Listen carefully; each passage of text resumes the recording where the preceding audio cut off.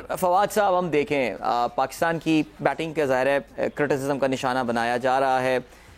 Rizwan at the top of the order, दुनिया का number 1 batsman, लेकिन रिजवान अब ओपिनियंस को डिवाइड करने लगे। उनकी कल की इनिंग के हवाले से भी, जिस वक्त पाकिस्तान बैटिंग कर रहा था, पाकिस्तान की इनिंग ख़त्म हुई, तो मैं अपने ट्विटर की टाइमलाइन में देख रहा था और मुझे बड़ी हैरत हो रही थी कि ज़्यादातर लोग रिजवान की उस इनिंग के हवाले से क्रिटिकल थे काफ़ी, जबकि एक बात क्लियर थी कि ये विकेट मुश्किल थी, यहाँ पर रन्स बनाना इतना आसान नहीं था और इंग्लैंड की बैटिंग में भी ये बात साबित हुई। तो रिजवान की इस अप्रोच के हवाले से फवाद साहब, आप किस सेगमेंट में लाई करते हैं? क्या आप प्रो लॉबी में हैं या आप एंटी लॉबी में हैं? देखिए, मैं प्रो या एंटी की बात नहीं करता। मसला सारा ये है कि आप एक जो आपके ओपनर्स हैं वो कितने साल से कंसिस्टेंटली खेल रहे हैं, ठीक है, उनका एक कॉन्फिडेंस लेवल है और वो इसी तरह से खेल रहे हैं। कभी हमने शान मसूद या शर्जील खान को उनकी जगह सोचा कि एक सीरीज दे के देखें? अब इंग्लैंड जैसी टीम जो है वो चेंजेस कर रही है ना। हेल्स ने परफॉर्म किया, उसके बावजूद उन्होंने रेस्ट करा दिया, तो हमने देखा भी नहीं है किसी को इनकी जगह पे। जब हमने खुल के देखा नहीं है तो हमारे पास तो फिर यही लोग हैं ना कहने को। अगर शायद हमने मिडिल ऑर्डर में तो हर तीसरे चौथे आदमी को ट्राई कर लिया। अगर हम एक बार चाहते कि जी ओपनर्स उसके बाद शर्जील या और किसी को भी हम देखते कि जी एक आध सीरीज चले यार, आप रेस्ट करें, हम जरा देखते हैं कि कुछ हो सकता है, क्योंकि ये तो हमारे सेट ओपनर्स हैं ही।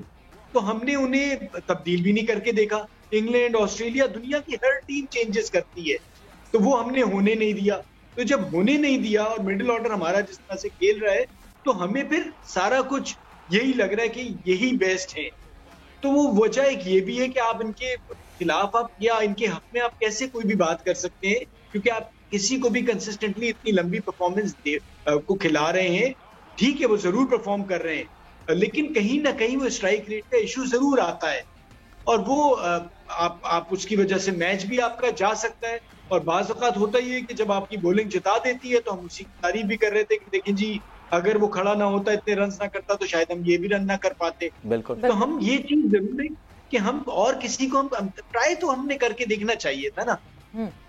बट फवाद साहब, मैं अगर टीम मैनेजमेंट के पॉइंट ऑफ व्यू से जो है आपको इसका जवाब दूं, तो टीम मैनेजमेंट का ये मानना है, फिर मैं आपसे पूछूंगी आप कौन सी साइड पे, कौन से स्कूल ऑफ थॉट की साइड पे हैं, कि क्या हम अगर अपने इन सेटल्ड ओपनर्स को जो है अनसेटल करके किसी और से ओपन करवाते और इस सीरीज में हमें शिकस्त का सामना होता, शदीद किस्म की शिकस्त का सामना होता, so on the basis of trying our bench और आर एक्सपेरिमेंट्स हम सीरीज हार जाते हैं, would you be happy with that कि एटलीस्ट हमने कुछ पाया इस सीरीज से, या हमें सीरीज जीतना जरूरी थी? Would you be comfortable with that कि एक्सपेरिमेंट की मद में अगर हम एक सीरीज हार जाते हैं बट हम सोच वर्ल्ड T20 कर रहे हैं, सो हम ये ट्राई कर सकें, या फिर नहीं, सीरीज जीतना भी बहुत जरूरी है?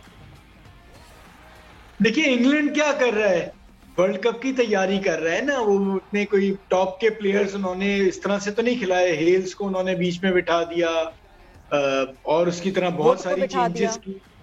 देखिए, हम सीरीज जीतना जरूर होता है, लेकिन मुझे कोई खौफ सा लग रहा है कि आप एशिया कप खेलते हुए आ रहे हैं, अब आपने 7 T20 ऑलमोस्ट इन्हीं लड़कों के साथ खेल दिया है, फिर आप अभी न्यूजीलैंड में खेलेंगे, बाय द टाइम आप वर्ल्ड कप में पहुंचेंगे तो ठीक है, कुछ इंजरीज भी हो सकती है, लेकिन आप थक भी सकते हैं।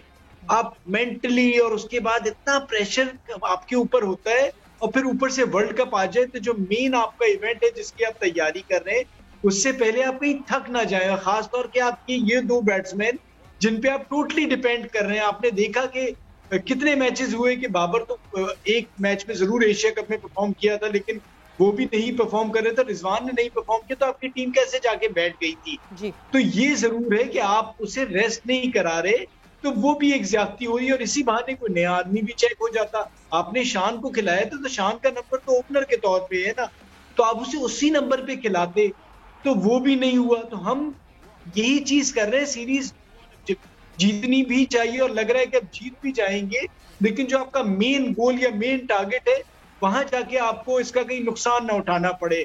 और मैं हार जीत से ज्यादा जो है ना, सबसे बड़ी बात, जैसे मैं चेयरमैन साहब को भी सुन रहा था कि उन्होंने कहा कि जी मैंने इस टीम को कह दी कि हारना नहीं है। सर, जरूर नहीं हारना, आपने उनसे कहना है कि अच्छी क्रिकेट खेलनी है, पॉजिटिव क्रिकेट खेलनी है, खौफ में नहीं रहना है। हर टीम जीतना चाहती है, लेकिन अगर उसके बावजूद भी हारेगी तो हम साथ खड़े होंगे आपके, आप अपने डिसीजंस लें, क्योंकि आप अगर जिस तरह से बॉलर अगर मार से डर जाए तो बॉलर ही नहीं बनता, और अगर आप हार से डर जाए तो फिर आप टीम कैसे बनते हैं।